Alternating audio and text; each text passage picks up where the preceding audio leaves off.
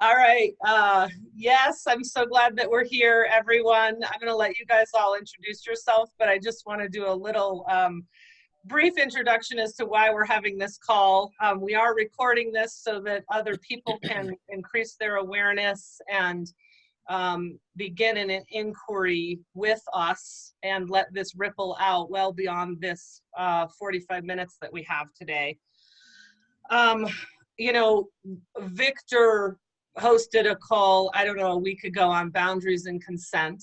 And Victor is a sex coach. I'll let him introduce himself in a moment. But it really got me thinking around where we are in the United States around boundaries and consent. And I couldn't stop thinking about the conversation after that, Victor. Thank you. It was so powerful.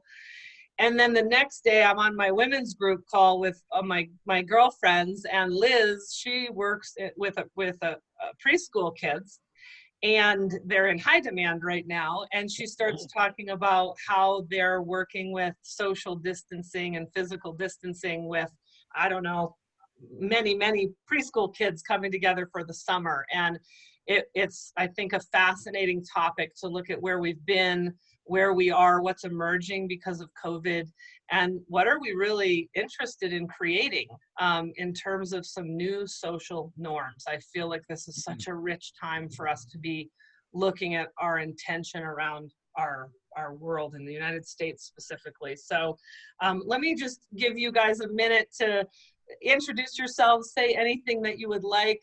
Joshua, you're kind of co-hosting this with me, so why don't you go first?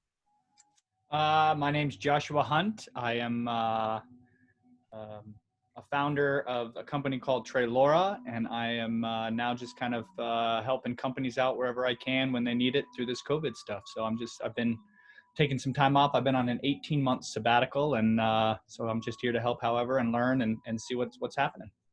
You still call yourself a disruptor? Yes, curious fella and a disruptor. Yep. Mm-hmm. Okay, awesome. Thanks for being here, Joshua. How about you, Victor? My name's Victor Waring. I'm a somatic sexuality and relationship coach, which means that I work with individuals. I work with people in relationships of all kinds. I even work with communities to have a deeper connection, a deeper understanding with their sexuality, with their bodies, and how to connect in relationship.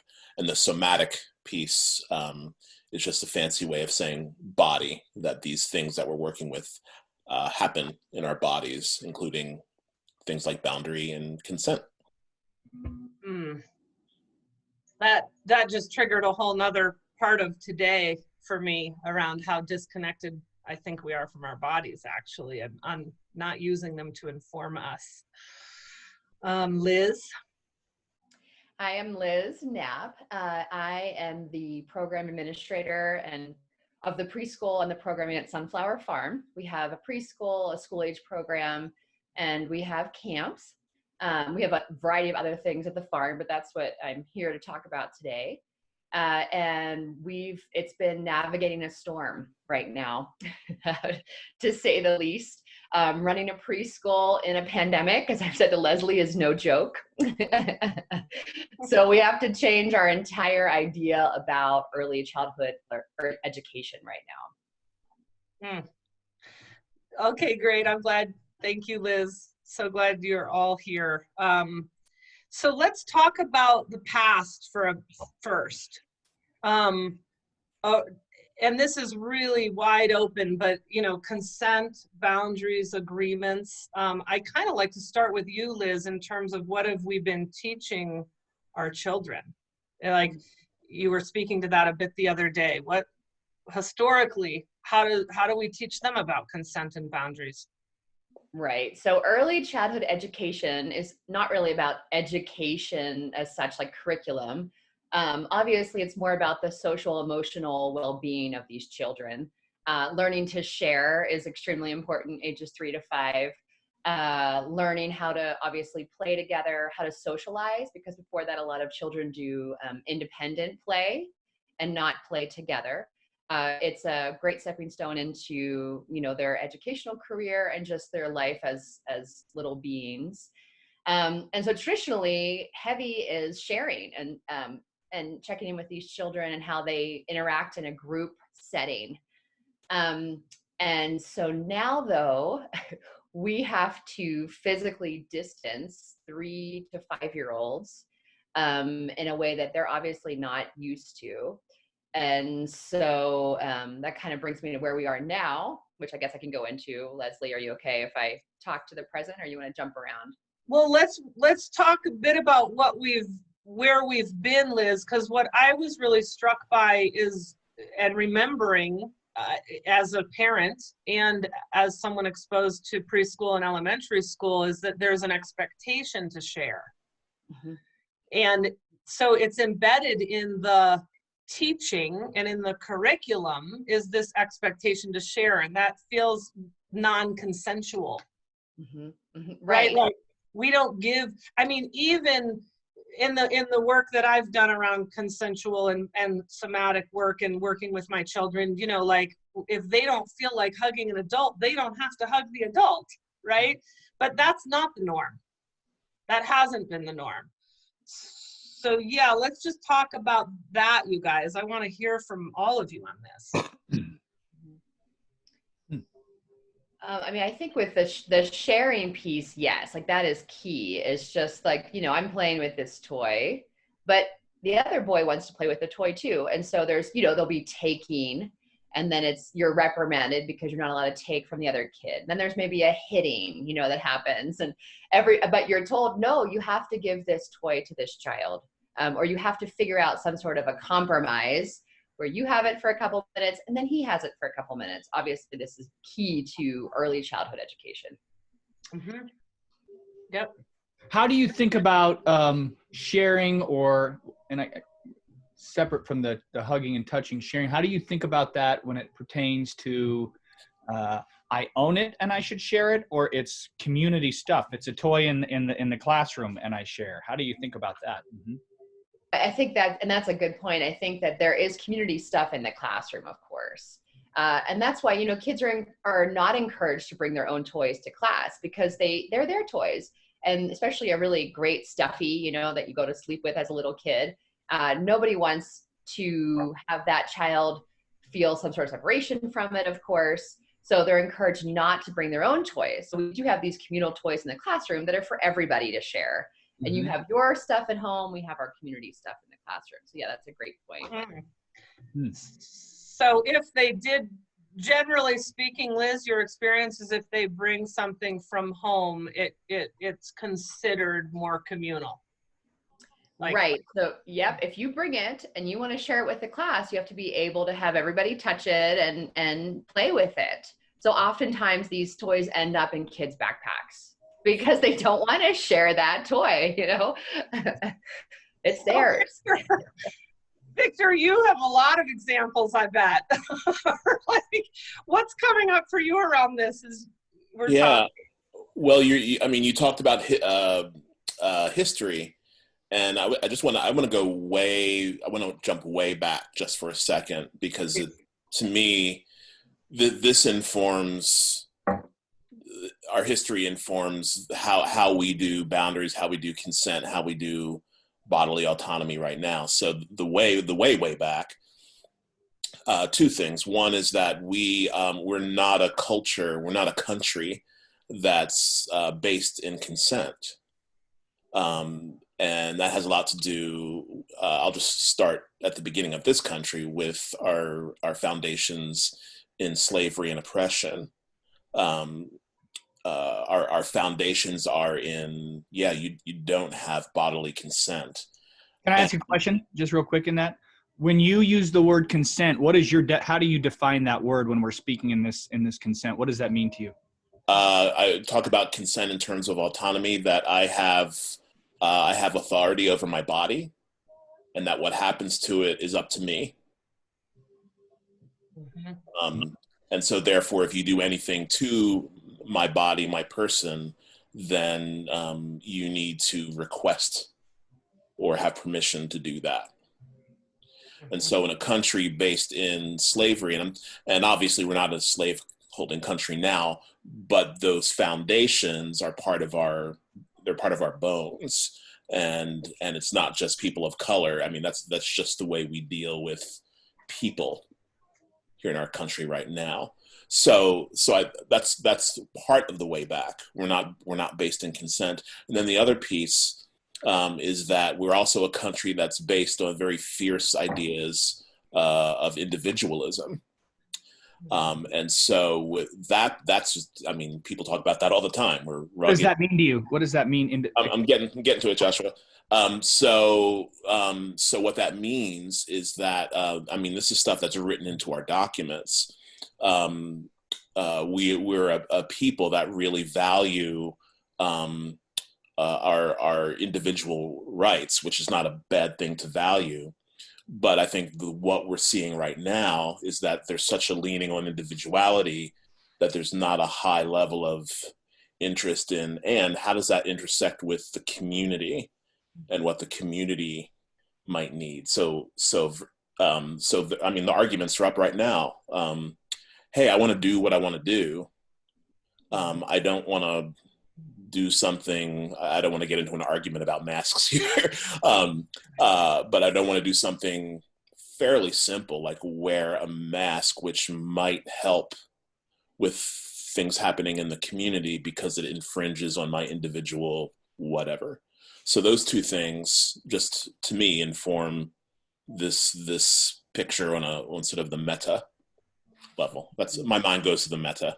Well, and so, right, so Victor, given those two places, it's almost like it's the water that we're swimming in, right? So we have so much embedded in our bodies and our psyches and our minds and our emotions that we're not aware that they're embedded in us because we've been swimming in these waters. And so like I've found in many conversations trying to increase awareness, people say, well, that's not me. I don't, there's a level of resistance that comes up to even consider that we live in a non-consensual country, right?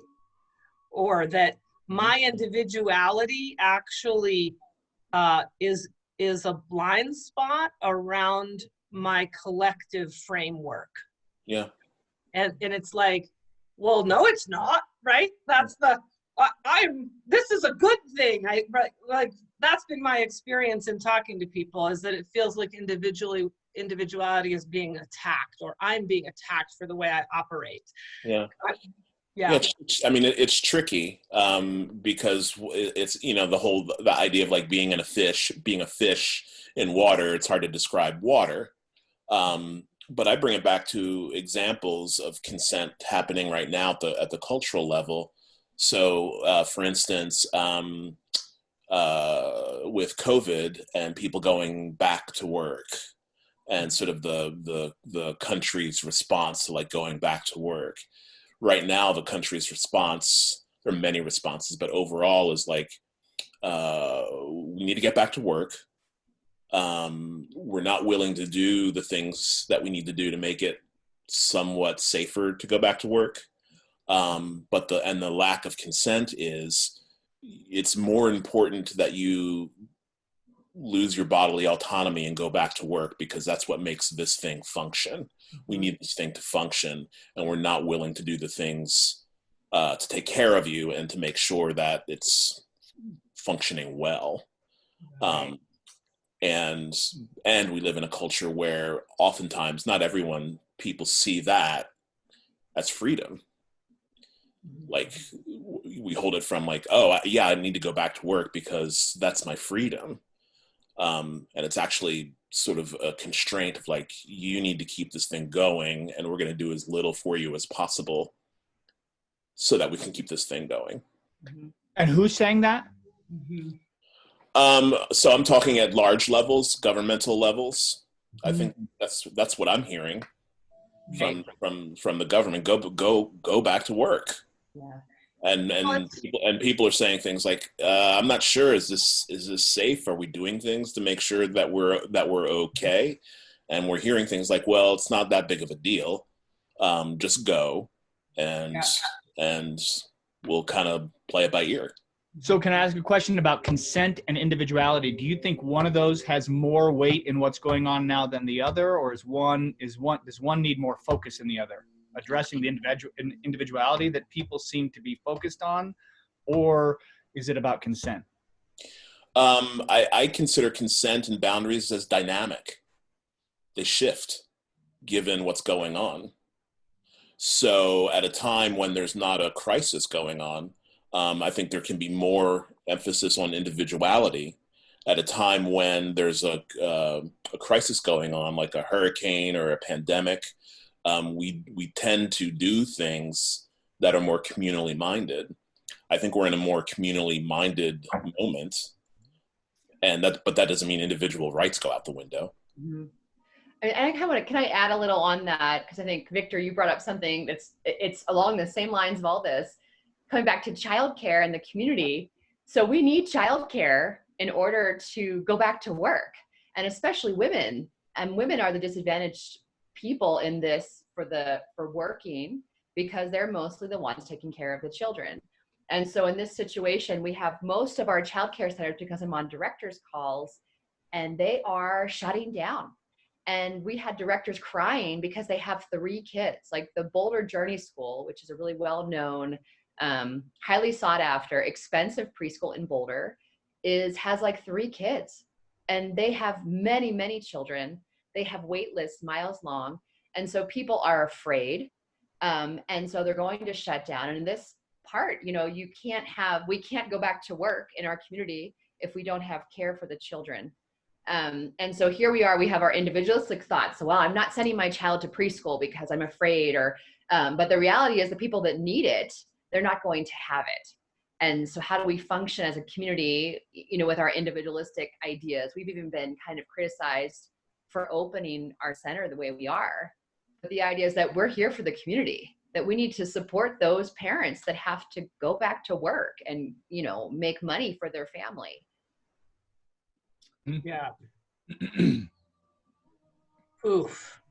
Yeah, I thought that was like that connected to that a lot. That's absolutely community versus individualistic ideas. Yeah. Do you see it? Do you see a solution for this? Do you have one in your mind? No. Right. That's what I'm sitting with, the discomfort and of not knowing. Like this is why this is such a rich time to, because we've had the rug ripped out from underneath us, or we're being forced to move into a transformational process. And sorry, can I ask questions that I don't want to take you off track, but I'm a curious question about the future. So can I? Yeah, hold on a second. I feel like there's a few more pieces just to like being in this time right now. It's so important that as individuals, we're all taking on a level of awareness and inquiry instead of, trying to hold on to the past or jumping into the future, right? Like by nature, sitting in the discomfort is part of the value, and sitting in the unknown is part of the value right now. So there's just, for me, one other thing I want to say about the conversation we've been having, and it's something you said, Victor, around our bodies, how going back to work is more important than our honoring of our body. Generally, that feels like a true statement to the way that we live and the way that people are leading. So I had a conversation with one of my clients, CEO, yesterday, who is really struggling with this. how, there's a framework of, well, I'm the leader, so I need to dictate how this is going to go. And I have a handful of people, maybe 20 to 30% is what I'm finding generally, that are scared to go back to work. And his first framework is, do I make them? And if they're not going, then am I compromising something in my culture? So what struck me is that I think part of the past and part of the way that we think as leaders and in our society is that it's his decision. Like, there wasn't a conversation about how do you honor everyone? How do you create a framework where people can show up and navigate their bodies and their actions in their own way? And that feels like a rich conversation for me that we all continue to look at. So I just wanted to name that. I'm curious if anyone has any. Well, how do we set things up so it's not a binary that's not entirely true? So in that binary that you just gave, like, the leader has to decide, well, do I just make people do something, or do I, or not? And so there's a concept, and I don't know if Charles Eisenstein made this up, but I heard him say it, and it's a concept of we have me and we have we, and I heard him talk about we. So it's this blending. It's like there's the I, and then there's the collective. Yeah. And so just with that leadership situation, and you can expand this to a whole bunch of different levels. It's like, what would it be like for someone who's a quote unquote leader to not have to sit in that binary, but to go, what are the possibilities of making this particular situation as inclusive as possible, and by inclusive I mean as safe as possible, so that people feel in here and also in here okay about coming here, rather than I got to make you come or I fail. So how are you defining safe as possible? How do we define that? So there's things that we don't know right now, like with COVID. There are things that we do not know, and so we find out as much as we can. We're finding things out, but right now, from my perspective, people, what is it? Yeah. From my perspective, what's happening right now is we're going, we don't know, but because things need to run, we just need to like shove you back. Instead of, we don't know, let's find out more. And while we're finding out more, we're going to like support you and help you through this until we know more. And we'll do, and basically there's like an element of patience there. What does safe as possible look like in that reality? In your mind's eye, what is safe as possible with that truth you just shared? What is it? Where people trust that if they go someplace that they're not gonna die. And what about the people who aren't concerned about that? What is safe as possible for them? They're cool. Yeah. But yeah. Well, I'll tell you guys, I have a group of 15 people, and we have deep levels of trust in our community, and we've worked on that and had many breakdowns in order to develop that trust with each other. But what I find fascinating is, well, let me just speak to something else first. So, spiral method is the methodology that I have created. And one of the tenets of that is that it's muy. I've heard that before, but Victor, when I lead the group, quote unquote, or I call myself a steward, I'm sitting with the group and I'm participating. I'm not separate from the community. And I have a particular role, but I'm also participating in the group, right? So spiral method really is the muy. And it accesses the collective wisdom, and we are practicing communication and boundaries and listening and honoring each other. So this is one of the groups that I've been, that we spiral regularly. And we had a meeting last week and looked at, do we want to meet next month? And it was a third of the group, Joshua, was, definitely doesn't matter. Let's meet for sure. We should get together. Like a third of the group, or maybe a little less, was like, no, it's not time for that. And then, the rest are like, whatever, we'll go with the crew.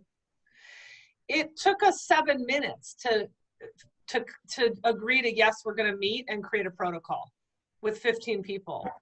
And I think everyone was struck by, how did we do that so quickly? Because that's not what I'm experiencing out here in my companies and in the other communities that I'm in. And at the core of it is that, this is kind of like a side note to remember, that our beliefs and opinions are impacting our actions, right? And so everyone has a different framework for how they want to act. So how do we honor those frameworks, keep gathering information, and then make decisions for the collective? And we did come to terms with meeting, but just wanted to share that example, because I think this is the inquiry, is how do we do that? But isn't that, sorry to interrupt, but isn't that the point, is just because you built that circle, and I don't know if we have that circle too with our women's circle, and we've built that trust amongst our group that we can swiftly come to a decision. This is how we're going to do it, which I think in society, there's a distrust in the government, for example. And so we don't feel that we're going to be kept safe. We're in your circle where you've built up this trust and loyalty. There is a high level of trust with each other that, hey, I'm going to come, but please don't touch me. And please don't go for a hug, and don't make me feel uncomfortable. But in our society, we don't have that trust of the neighbor or the CEO or the president, for that matter. Yeah. And then, just to contrast sort of modern cultures with more indigenous cultures, there's just a different idea of leadership and what that means. We were talking about the leader, like in our modern cultures, to be a leader means that you typically have to tell people what to do. And in indigenous cultures, being a leader isn't about telling people what to do. It's about finding a way to bring people on board, and gaining consensus. It's the person that does that, if there even is a leader. A lot of cultures don't have that. So yeah, I guess the overall thing is, like, we're in a system, kind of what I'm saying, that finds situations like this. It would be challenging in any system, but it's even more challenging here, and in particular the United States. Right now we're leading the world in terms of cases and deaths. Yeah.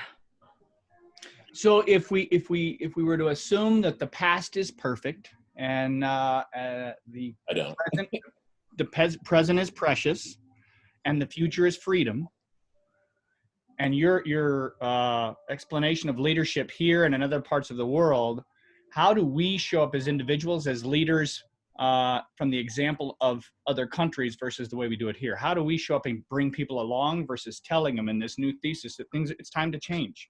Yeah. And we don't need to regret the past or be upset. It's perfect. The past is perfect because it got us here. And these, as Leslie said earlier in the call, right now we want to sit in this. And so these moments are precious, but simultaneously, and COVID, in my opinion, gives us an excuse. I've told everyone, you can do whatever you want in attempting new things of living, being, or whatever, and you can say, oh, it's because of COVID-19. Literally. And so as we think about bringing this together around consent or individuality or community engagement, or how do we evolve into the future, how do we show up as leaders? What do you think we need to do? Well, and I would frame it too, Joshua, as we talk about this. What are we personally doing, and what are we recommend or invite others to do? I think those are two questions. Maybe they're the same answer, maybe not. I don't know. Yeah. I'm hearing you, Leslie, and you, Liz, talk about it. You're doing it, or at least the circles that you're in. I'm in circles too, and we operate. We don't call it spiral method or anything, but I mean we have our ways.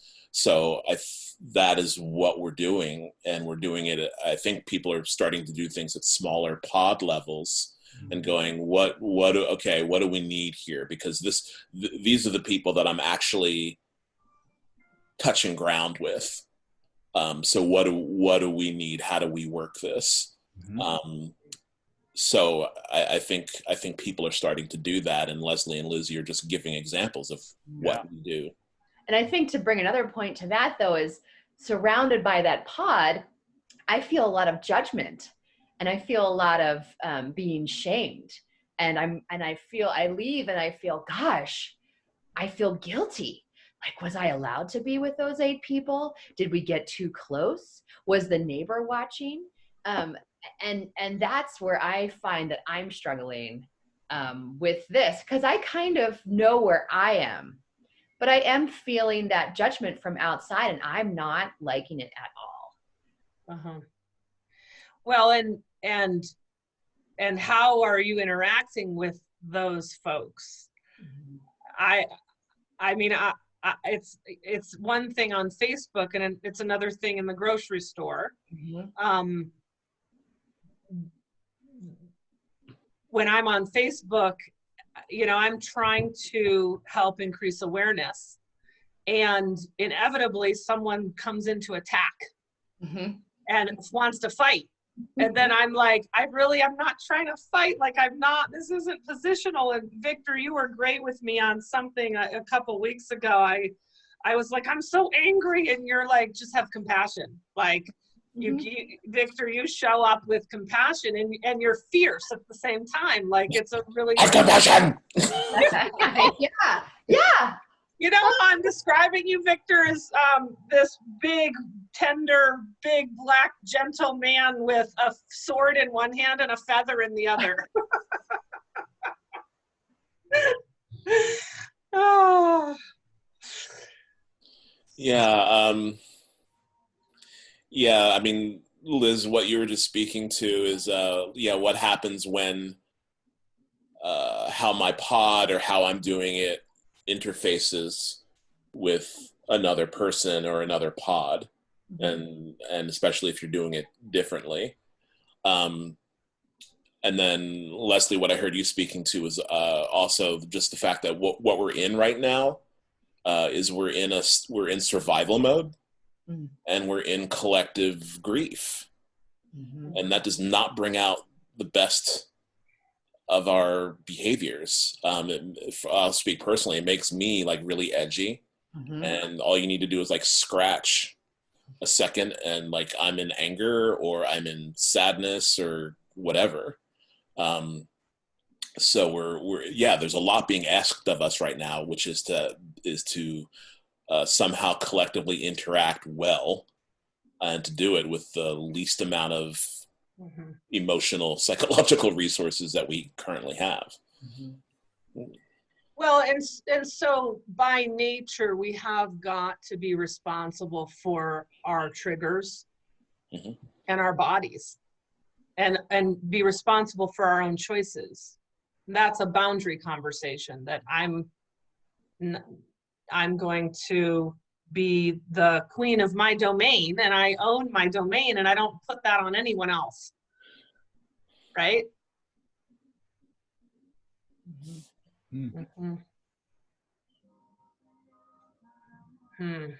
Yeah. A good way for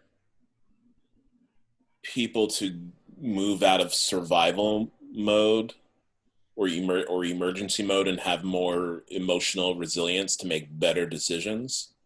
I think that's, and people can argue with this, I think that's a good place for the collective to be helpful.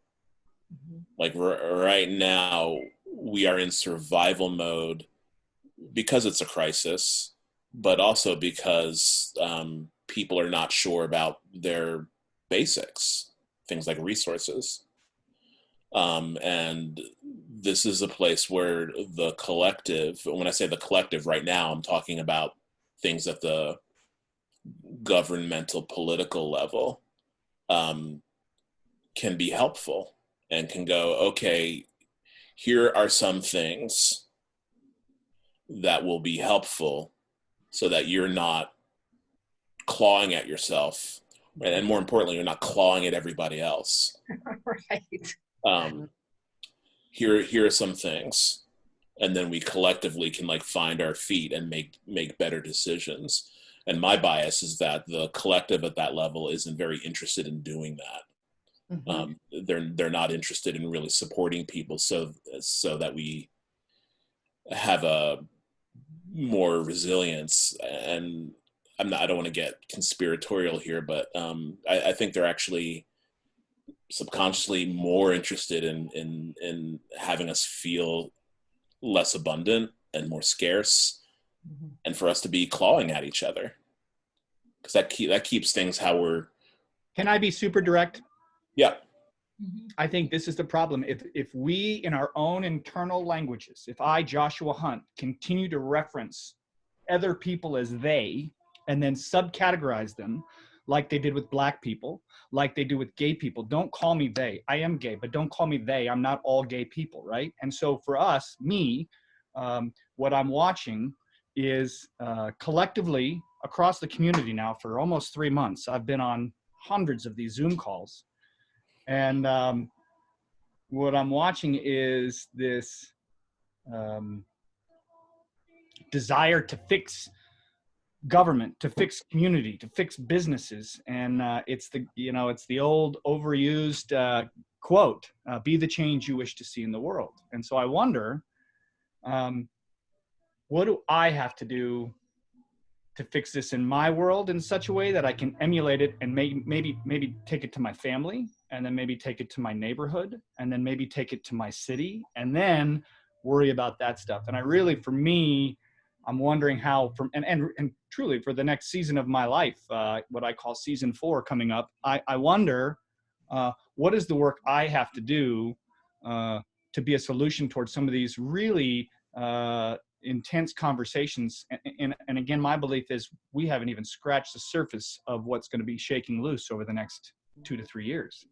And my whole mantra, my whole belief in life is to greet the day with a grateful heart and a forgiving spirit, first for myself and then for others, right?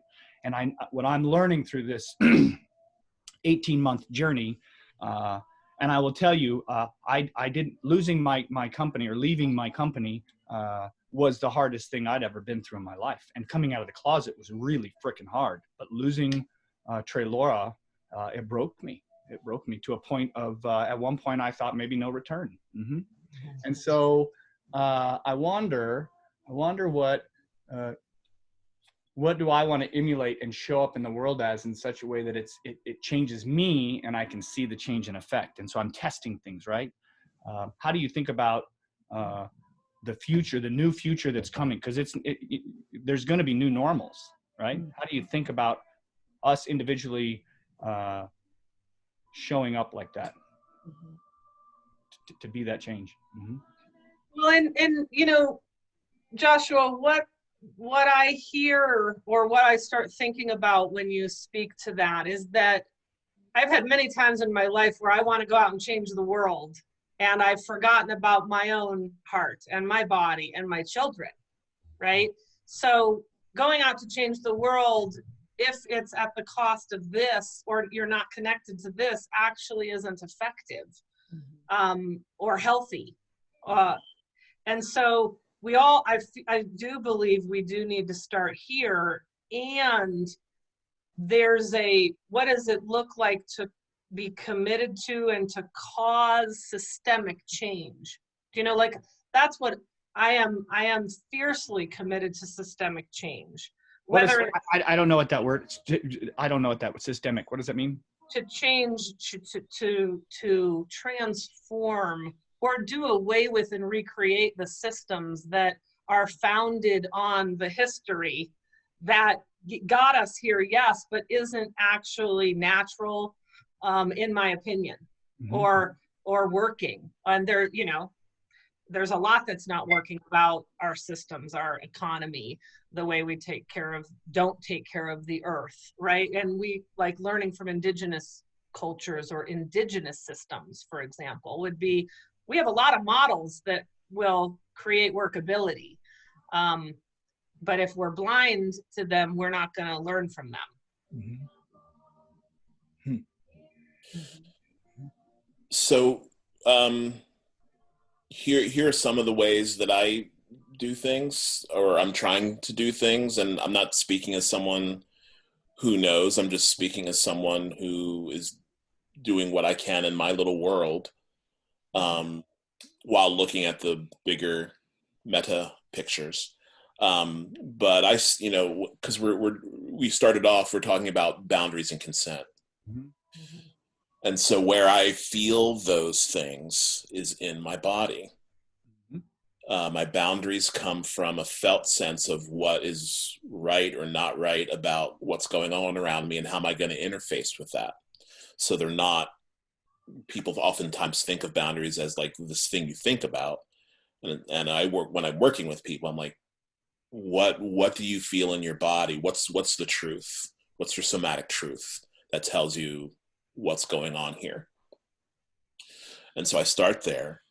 And then, and I work with small collectives of people. I'm in a farm group, a group of about 12 people, where we work a piece of land. And in COVID, we've had to go, are we still doing this? Can we get together and farm? It's like, well, we better, because that's really, really important. So, we get together, and, we've been doing socially distanced farming. So we have our like little soap and sprays around the land, and that's been loosening up a bit.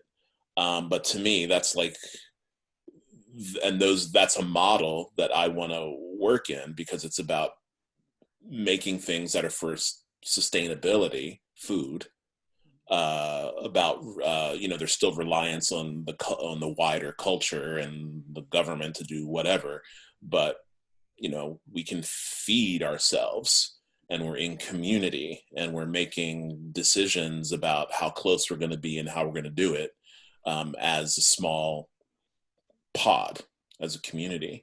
Mm-hmm. So I think that's the level at where things are starting, and it's not like I know and therefore I can see where this is going to be in the future. It's just like, this is what's available to me right now. Mm-hmm. Right. I mean, I can speak to the present for Sunflower Farm. We have a community of families and children, and we have a strong community. We are an educational demonstration farm. So we farm the land. We teach kids where their food comes from. They actually plant their spinach and they pick it and take it home. So, and we're providing childcare for the economy that needs to move forward. So we've decided we're taking this on, and it's a huge task, especially dealing with small children and social distancing. Like, they just don't know how to social distance.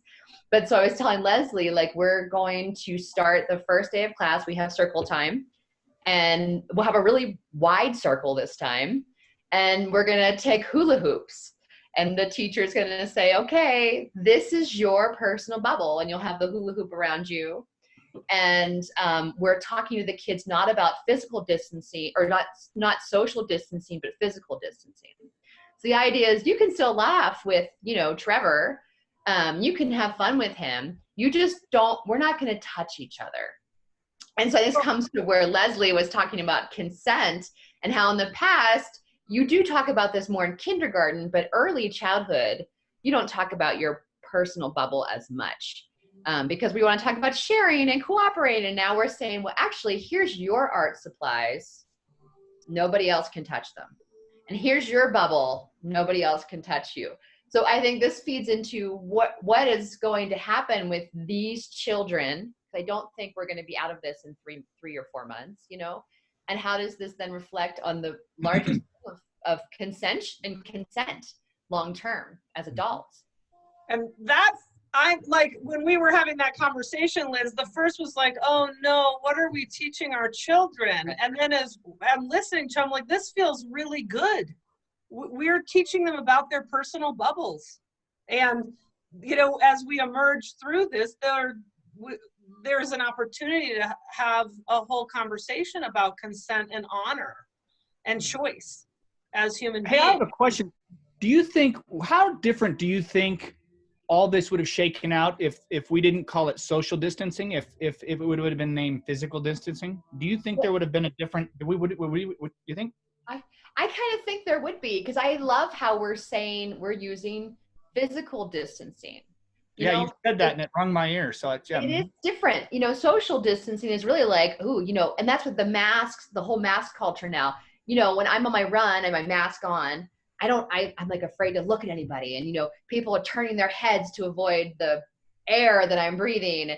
It's becoming not a very friendly society to live in. And right, because you're thinking of the social aspect, we're not being social. You don't want to, because you don't want to spread the germs around. But physical, right, it feels different. Like it's just a distance thing. I can still say hi to you and be friendly and wave and, you know, laugh with you. So I agree. I think it's a better way of looking at it. And that's how we're going to put it towards the children too. Yeah, I like that. I like that. Good for you. That's great. Mm-hmm. Well, and so we need to begin our wrapping up here. And, you know, I think bottom line, this is an invitation to stay curious and to keep inquiring and to keep listening and connecting with people through conversation and honor. Again, we don't have the answers, and I feel like none of us are coming to this conversation trying to say we have answers. And I believe that the opportunity is for some new social norms around an honoring of the collective wisdom and the collective, the mui. Thank you, Victor, the mui. Yeah. Leslie, yes. can I name one more thing that Please. I don't think we did get named? Yes. I want to name the what we're being called to do in this moment, and I'm hoping, considering that it's a moment, is something that's really antithetical to being human. Physical distancing is antithetical to being human. What does that word mean? I don't know what that word means. Antithetical goes against the very basic nature of humans as primates. We are designed to be intimate and touch and connect with each other at social collective levels. And so another part of the pathway that I'm curious about as we're moving forward is people creating those pods, those bubbles within which they can get that. Because if we don't have that, you know, there's all kinds of studies, both on humans and on non-humans, that lack of touch at early stages actually creates brain damage. And so I've adopted kids. I have proof of that. Okay. Yeah. So I just wanted to name that the thing that we're being asked to do is antithetical to being human. Right. And that's not sustainable. Right. And with the children, I think that's where I'm concerned, is I do, like Leslie brought out a positive point of it, but I was thinking more of, gosh, how is this going to affect these little kids? Like they need touch and, you know, love, and they want to hug their teacher. They cannot hug their teacher. So there's definitely, we'll have to wait and see. Yeah. So, final comments, you know, just for closing, everyone, what do you want to say just to close it up? I mean, I even thought of speaking to what we're hopeful about, but whatever you'd like to say. Joshua?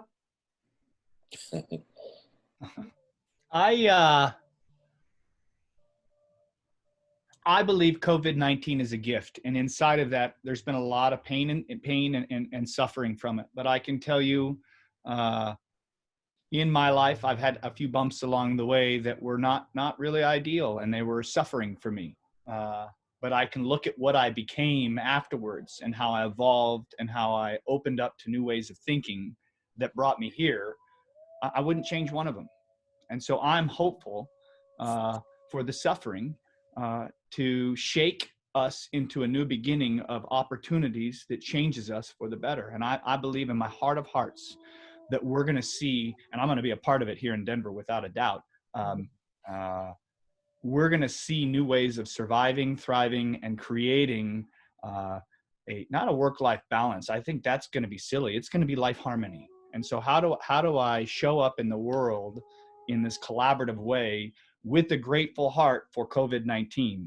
And it's shaken a lot of people. I don't want to discount it, but we can't fix it. So where's the opportunity to suffer enough to learn from it so that we can create whatever it is our fancy hearts desire? Anything we want, we can have. I really believe that, but it's first for me. I gotta get clean in my head and then go forth. And so that's kind of what I'm thinking. I'm really excited to see who we become and how this shakes us into something great. Mm-hmm. Thanks, Joshua. How about you too? Anything for either one of you? Go ahead. Okay, I'll go. Last words are, I guess I'll take Joshua's example and speak to what COVID-19 is giving us. And to me, if I were to, is a connection with grief. I'm hoping that we have deeper, more profound acceptance and experiencing of grief. In the Dagara tradition, I don't know if any of you have studied with Sabanfu or Malidoma Somé, but grief is it's a communal event, and it's not shied away from. And I know in my life and in sort of Western life, if I use that, grief is something to avoid. And I think right now, when I feel the avoidance of that, it's things like, let's get back to normal. Let's just make things, we're just okay. And we're not okay. And we need to feel that. And through feeling that, we get to maybe create some of the things that we're talking about. And I've been feeling a lot of grief. That's been the main thing in my head.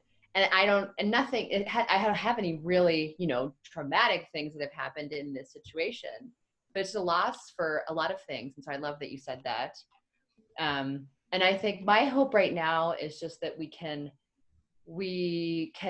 I'm trying to look at the present and how do we all live in this moment in a very, in a collective way where we can feel it together and learn to navigate the storm in a way that everybody can in some way agree on and make the most of the situation. And that we kind of see the silver lining around that. That's kind of where I am with it. What's coming up for me right now is the choice that responsibility and choice and honor really do spread. And what I know to be true in the communities that I'm in, that a lot of other people get to experience the sweetness of those distinctions in community. Oh my gosh, I just Great to meet you guys. So grateful for all of you. We have like at least 4 more of these to do. All right, well, have a beautiful day. You too. Be well all. Leslie, bye. Seeing you guys.